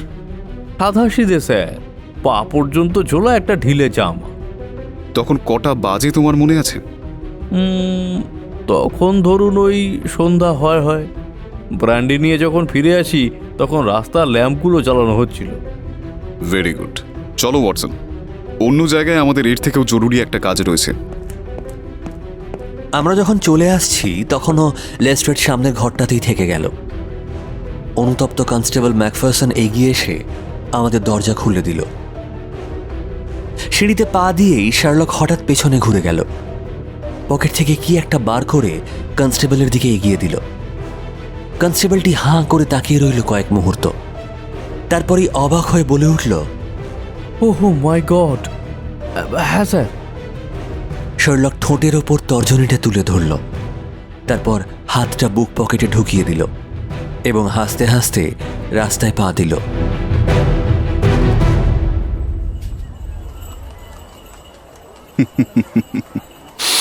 চমৎকার ওয়াটসন, চমৎকার। খেলা এখন শেষ অঙ্কে এসে পৌঁছেছে। যবনিকা ওঠার মুহূর্ত। তুমি নিশ্চিন্তে থাকতে পারো, কোনো রকম কোনো যুদ্ধ হওয়ার আশঙ্কা নেই। মাননীয় ট্রেলাউনি হোপের রাজনৈতিক জীবনে সামান্যতম আঁচও পড়বে না। সেই অবিবেচক রাজা তার বোকামির জন্য কোনো শাস্তি পাবে না, এমনকি প্রধানমন্ত্রীকেও কোনো ইউরোপীয় জটিলতার মুখে পড়তে হবে না। আমরা যদি যথেষ্ট ঠান্ডা মাথায় সামান্য বুদ্ধি আর কৌশল কাজে লাগাই, তবে এমনভাবে সবকিছু মিটিয়ে ফেলা যাবে যে কারও কোনো ক্ষতিই হবে না। যদিও একটা কথা ঠিক, পরিস্থিতি যে কোনো মুহূর্তে জটিল থেকে জটিলতর হতে পারত। বলো কি, সমাধান করে ফেলেছ? একেবারেই না ওয়াটসন, এখনো কয়েকটা দিক কুয়াশার আড়ালেই রয়েছে। তবে হাতে যা এসেছে তাতেই রহস্যের পথ প্রায় উন্মুক্ত। এরপরেও বাকি অংশ যদি আমরা বুঝতে না পারি, তবে সেটা আমাদেরই অযোগ্যতা বলতে হবে। যাই হোক, চলো আর দেরি নয়, সোজা হোয়াইট হল টেরেসের দিকে যাই। সেখানে এই জটিল নাটকের শেষ দৃশ্য মঞ্চস্থ হবে আর সমস্ত রহস্যের অবসান ঘটবে।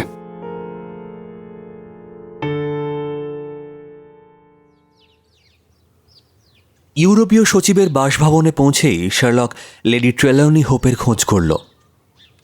পথ দেখিয়ে আমাদের নিয়ে যাওয়া হলো মর্নিং রুমে। আমাদের দেখেই লেডি হিল্ডার মুখ ক্ষোভে লাল হয়ে উঠল। উনি বললেন, এটা কিন্তু আপনি ঠিক করলেন না মিস্টার হোমস। এটা অত্যন্ত অন্যায় এবং ইনসেনসিটিভ একটা কাজ করলেন আপনি।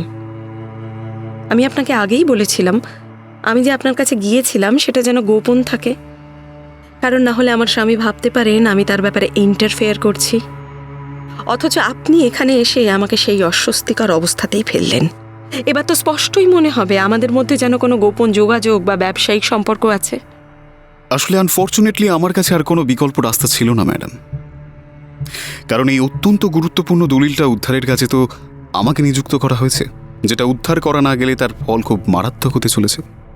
তাই আমি আপনাকে অনুরোধ করছি, দয়া করে সেটা আমার হাতে ফিরিয়ে দিন।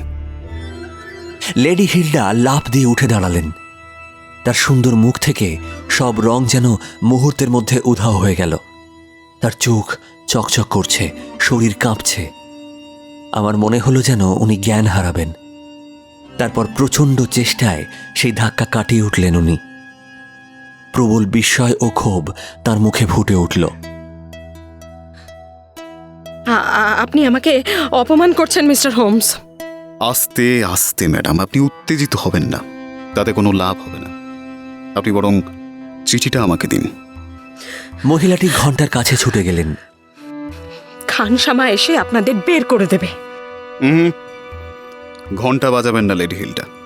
যদি বাজান তাহলে কিন্তু একটা কেলেঙ্কারিকে এড়াবার জন্য আমার যাবতীয় চেষ্টা সব বিফলে যাবে। চিঠিটা দিয়ে দিন, সব ঠিক হয়ে যাবে। আমাকে যদি আপনি সাহায্য করেন, আমি সব কিছু ঠিক করে দেব। আর যদি আমার বিরুদ্ধে যান, আপনার সব কথা আমি ফাঁস করে দেব। অপরূপ উদ্ধত ভঙ্গিমায় দাঁড়িয়ে রইলেন লেডি হিল্ডা, দু চোখ শার্লকের উপর নিবদ্ধ, যেন বুঝে নিতে চাইছেন শার্লকের মনের কথা। উনি ঘন্টার উপর হাত রাখলেন, কিন্তু বাজালেন না। আপনি আমাকে ভয় দেখাতে চাইছেন মিস্টার হোমস। এভাবে এখানে এসে একজন মহিলার উপর জোর খাটাচ্ছেন আপনি। এটা বুঝি খুব পুরুষোচিত কাজ? আপনি বলছেন আপনি কিছু জানেন। বলুন না, বলুন না, কি জানেন আপনি? কি জানেন বলুন। কাইন্ডলি আপনি বসুন ম্যাডাম, পড়ে গেলে আপনি চোট পাবেন। আর আপনি না বসা পর্যন্ত আমি আপনাকে একটাও কথা বলবো না।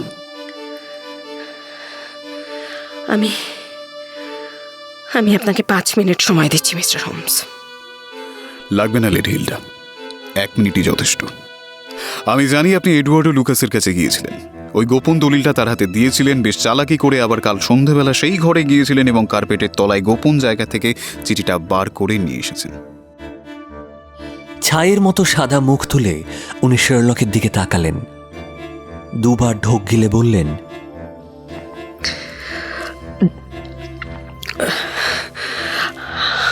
আপনি আপনি পাগল মিস্টার হোমস, আপনি পাগল। শার্লক পকেট থেকে এক টুকরো কার্ডবোর্ড বের করলো। জিনিসটা ফটোগ্রাফ থেকে কেটে নেওয়া একজন মহিলার ছবি। ভেবেছিলাম কাজে লাগতে পারে, তাই সঙ্গে রেখেছিলাম।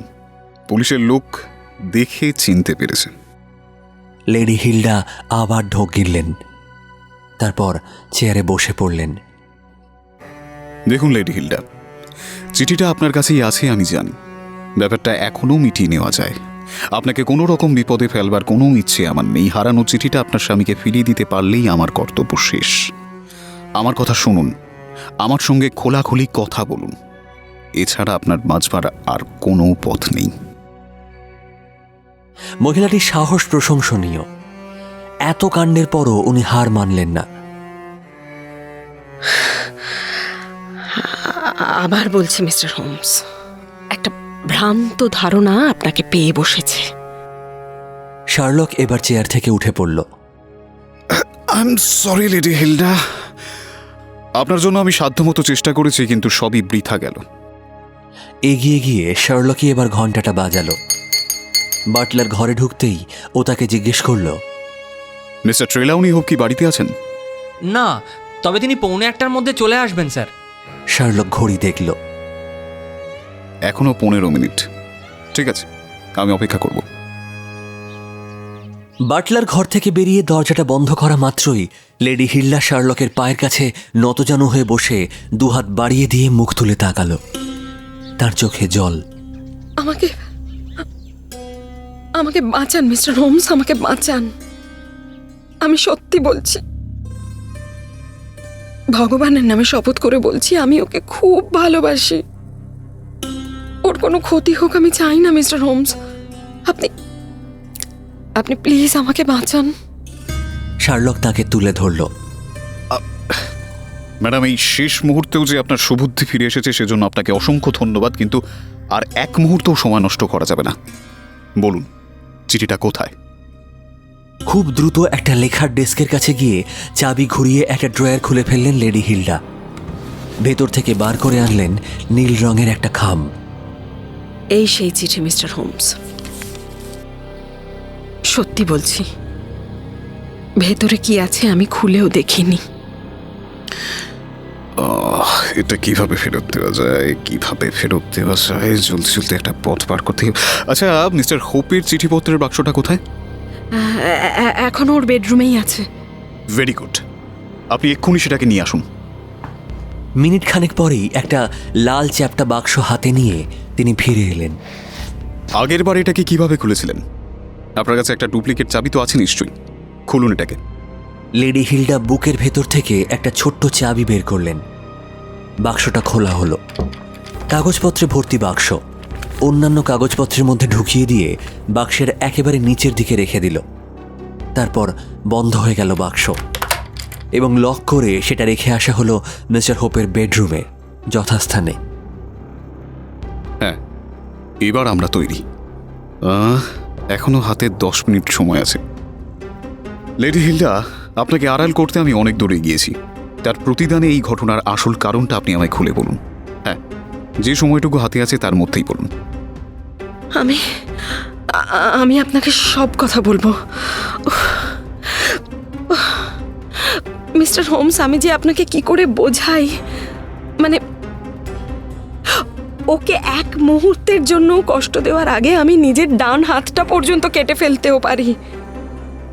লন্ডনে আর কোনো স্ত্রী হয়তো তার স্বামীকে আমার মতো ভালোবাসে না, কিন্তু আমার স্বামী যদি জানতে পারে আমি কি করেছি, মানে মানে কি করতে বাধ্য হয়েছি, তাহলে ও আমাকে কোনোদিনও ক্ষমা করবে না। ওর কাছে সম্মান খুব বড় জিনিস, আর অন্য কারোর মধ্যে ও যদি সম্মানের বিন্দুমাত্র অভাব দেখে, ও তাহলে সেটা কখনো ভুলতে বা ক্ষমা করতে পারে না। দয়া করে আমাকে সাহায্য করুন মিস্টার হোমস। ওর সুখই আমার সুখ। অথচ অথচ অথচ কি ভয়ঙ্কর সংকটের মধ্যে যে পড়লো আমাদের জীবন। তাড়াতাড়ি ম্যাডাম, সময় নেই হাতে বেশি। হ্যাঁ, মিস্টার হোমস, আসলে এই এই সব কিছুর মূলে আমার একটা চিঠি, মানে বিয়ের আগে লেখা আমার একটা বিবেচনাহীন চিঠি, একটা একটা অর্থহীন চিঠি, একটা আবেগপ্রবণ কিশোরী মেয়ের প্রেমের চিঠি। কারোর কোনো ক্ষতি আমি করতে চাইনি, অথচ অথচ ও সেটাকেই গর্হিত বলে মনে করতো। ও যদি চিঠিটা পড়তো তাহলে আমার ওপর ওর বিশ্বাস চিরতরে ভেঙে যেত। বিশ্বাস করুন, আমি না এই চিঠিটা অনেক বছর আগে লিখেছিলাম। ভেবেছিলাম সেসব কথা সকলেই ভুলে গেছে, কিন্তু শেষ পর্যন্ত ওই লুকাস লোকটার কাছেই শুনলাম যে সেই চিঠিটা তার হাতে এসেছে এবং সেটা সে আমার স্বামীকে দেবে। আমি তার কাছে করুণা ভিক্ষা করলাম। সে আমায় বলল আমার স্বামীর চিঠিপত্রের বাক্স থেকে একটা বিশেষ দলিল যদি আমি তাকে দিই তবেই সে আমাকে ওই চিঠিটা ফেরত দেবে। আমার স্বামীর অফিসে লুকাসের কয়েকজন গুপ্তচর আছে, তারাই ওই চিঠিটার কথা লুকাসকে বলেছে। সে আমাকে আশ্বাস দিয়েছিল যে এতে আমার স্বামীর কোনো ক্ষতি হবে না। মিস্টার হোমস, আমার জায়গায় একবার আপনি নিজেকে বসিয়ে দেখুন, এই অবস্থায় আমি কি করতাম। স্বামীকে সব কথা খুলে বলতে পারতেন। আমি তা পারিনি মিস্টার হোমস, আমি পারিনি। একদিকে দেখতে পেলাম নিশ্চিত সর্বনাশ, আর অন্যদিকে মানে আমার স্বামীর কাগজপত্র সরানোটা সাংঘাতিক কাজ বলে মনে হলেও রাজনীতির ব্যাপারে তার ফলাফলটা আমি ঠিক বুঝতে পারিনি, অথচ ভালোবাসা আর বিশ্বাসের ব্যাপারে ফলাফলটা আমি ভালোই বুঝতে পেরেছিলাম। আর সেই জন্যই আমি এ কাজ করেছি মিস্টার হোমস। আমি চাবির একটা ছাঁচ তৈরি করিয়ে নিয়েছিলাম। এই লুকাসই ডুপ্লিকেট চাবি তৈরি করিয়ে দিয়েছিল। চিঠিপত্রের বাক্সটা খুলে কাগজটা বের করে নিয়ে গোডেলফিন স্ট্রিটে গেলাম। সেখানে কি ঘটেছিল ম্যাডাম? কথা মতো দরজায় গিয়ে টোকা দিলাম। লুকাস দরজা খুলল। তার পিছন পিছন ঘরে ঢুকলাম, কিন্তু হলের দরজাটা খোলাই রইল, কারণ লোকটার সঙ্গে একা একা থাকতে আমার ভয় করছিল। ওই ঘরটাতে ঢোকবার সময় একজন মহিলাকে আমি বাইরে দেখেছিলাম। তারপর কাজকর্ম মিটে গেল। আমার চিঠিটা তার ডেস্কের ওপরেই ছিল। আমি তার হাতে নীল খামটা তুলে দিলাম, আর সেও আমাকে আমার চিঠিটা দিল। ঠিক তখনই দরজায় একটা শব্দ হলো। দালানে পায়ের শব্দ শোনা গেল। লুকাস তাড়াতাড়ি কার্পেটটা তুলে সেখানে কোনো গোপন জায়গায় চিঠিটা রেখে দিয়ে আবার কার্পেটটা সেখানে টেনে দিল। তারপর মিস্টার হোমস, আপনাকে কি বলবো, তারপর যা ঘটলো সেটা যেন একটা দুঃস্বপ্ন।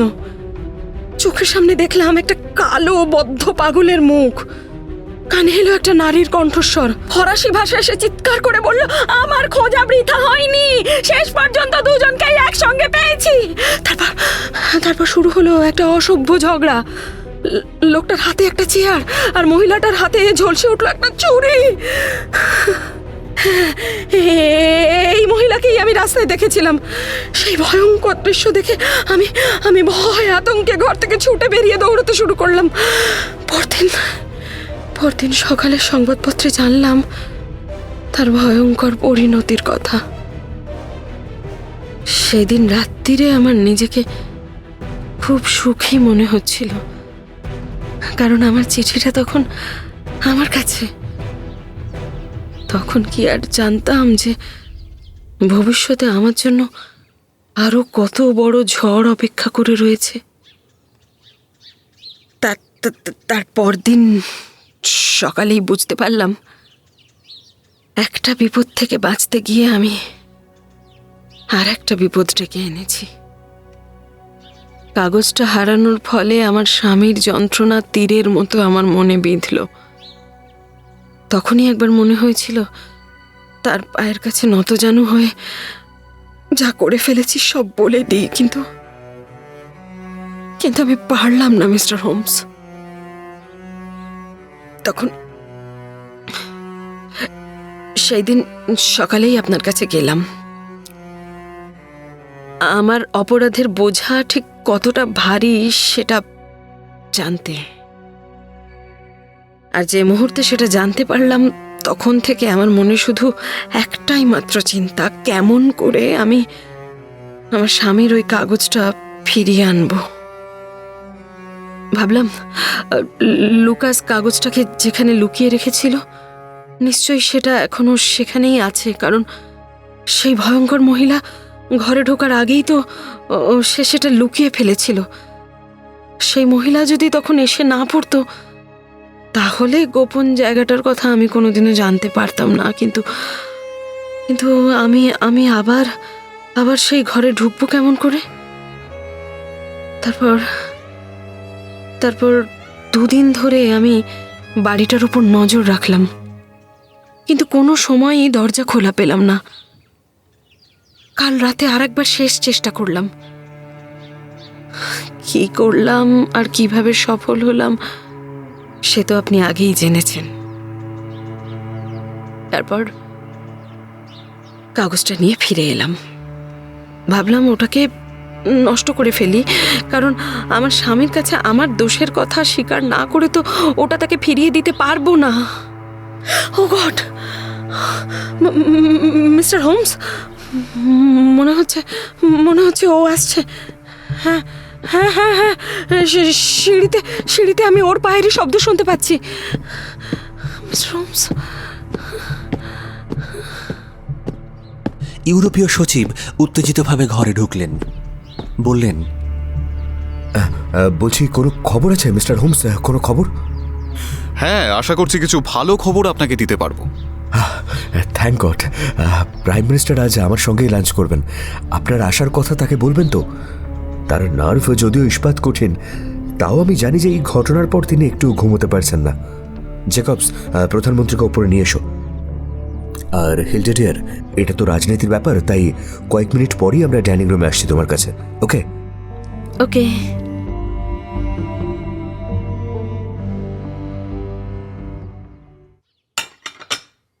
প্রধানমন্ত্রীর আচরণ অনেক সংযত, তবু তার চোখের দৃষ্টি ও হাতের নড়াচড়া দেখেই বুঝতে পারছিলাম যে তার নিজের উত্তেজনাটা তার সহকর্মীর থেকে কোনো অংশে কম নয়।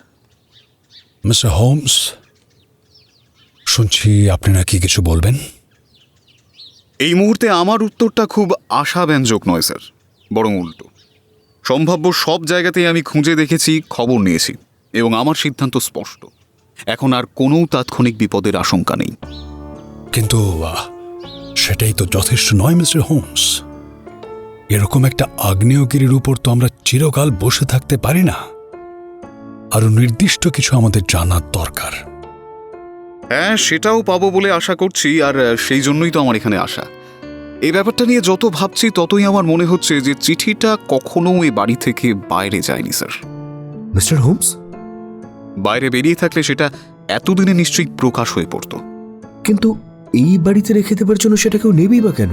কেউ সেটা নিয়েছে বলেও আমি মনে করি না। মিস্টার হোমস, কেন ঠাট্টা করছেন? আমি তো আপনাকে বললাম যে বাক্স থেকেই উধাও হয়েছে। মঙ্গলবার সকালের পরে আপনি কি বাক্সটা পরীক্ষা করে দেখেছেন? না, তার আর কোনো দরকারও ছিল না। এও তো হতে পারে যে চিঠিটা আপনার নজর এড়িয়ে গেছে। অসম্ভব মিস্টার হোমস। আপনি অসম্ভব বলছেন বটে, কিন্তু এ বিষয়ে আমি নিশ্চিত স্যার, কারণ এর আগে এরকম অনেক ঘটনা আমি ঘটতে দেখেছি। নিশ্চয়ই ধরে নিতে পারি যে সেই বাক্সে আপনার আরও কিছু গুরুত্বপূর্ণ কাগজপত্র আছে, কাজেই সেগুলোর সঙ্গে গুলিয়েও তো যেতে পারে। কিন্তু চিঠিটা তো একেবারে উপরেই ছিল।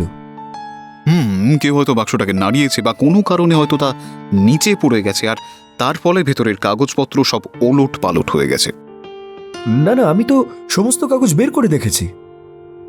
এটা তো সহজেই মীমাংসা করা যায় হোপ। চিঠির বাক্সটা এখানে নিয়ে এলে তো জানা যাবে সব। সচিব এবার ঘন্টা বাজালেন। কয়েক মুহূর্ত পর বাটলার এলে তিনি বললেন, জেকবস, আমার চিঠির বাক্সটা নিচে নিয়ে এসো তো। যদিও ব্যাপারটা হাস্যকর এবং সময়ের অপচয় ছাড়া আর কিছুই নয়, তবু আপনি যখন বলছেন তখন তাই করা হোক। হ্যাঁ, ধন্যবাদ জেকবস, এখানে রাখো। আমার ঘড়ির চেনের সঙ্গে আমি চাবিটা রাখি। এই দেখুন সমস্ত কাগজপত্র। লর্ড মেয়র চিঠি, স্যার চার্লস হার্ডির প্রতিবেদন, বেলগ্রেড থেকে পাঠানো সংক্ষিপ্ত বিবরণী, আর এইটা রুশ জার্মান ফসল কর সংক্রান্ত কমেন্টস, মাদ্রিদ থেকে পাওয়া চিঠি, লর্ডস ফ্লাওয়ার্সের মন্তব্য, আর আরে ও মাই গড, এটা কি লর্ড বেরেঞ্জার? প্রধানমন্ত্রী তার হাত থেকে নীল খামটা নিয়ে নিলেন নিজের হাতে। ও মাই গড, হ্যাঁ এই তো, চিঠিটা তো সঠিক জায়গাতে আছে হোপ। ও কংগ্রাচুলেশনস, কংগ্রাচুলেশনস। ধন্যবাদ স্যার, ধন্যবাদ। বুকের ওপর থেকে যে কি বোঝা নেমে গেল, কিন্তু মানে এটা যে অভাবনীয়, অসম্ভব। মিস্টার হোমস, আপনি ম্যাজিশিয়ান, আপনি ঐন্দ্রজালিক। আপনি কি করে জানলেন যে চিঠিটা এখানেই রয়েছে? কারণ আমি জানতাম অন্য কোথাও ওই চিঠি নেই। আমি যে নিজের চোখেই বিশ্বাস করতে পারছি না। উনি পাগলের মতো দরজার কাছে ছুটে গেলেন। আমার স্ত্রী কোথায়? ওকে বলে আসি যে সব ঠিক হয়ে গেছে। Hilda, Hilda! বলতে বলতেই ঘর থেকে বেরিয়ে গেলেন মিস্টার ট্রেলাউনি হোপ। প্রধানমন্ত্রী এবার শার্লকের দিকে তাকালেন, বললেন, বলুন তো মশাই, কি ব্যাপার? চোখে যা দেখা গেল তার থেকেও বেশি কিছু তো অবশ্যই আছে। চিঠিটা আবার বাক্সে ফিরে এলো কেমন করে? শার্লক হোমস হাসতে হাসতে ওই দুটি আশ্চর্য চোখের তীক্ষ্ণ দৃষ্টির সামনে থেকে সরে গেল, বলল, আমাদেরও কিছু কিছু কূটনৈতিক গোপন কথা আছে মিস্টার প্রাইম মিনিস্টার। চলো ওয়াটসন, বেকার স্ট্রিটে ফেরা যাক।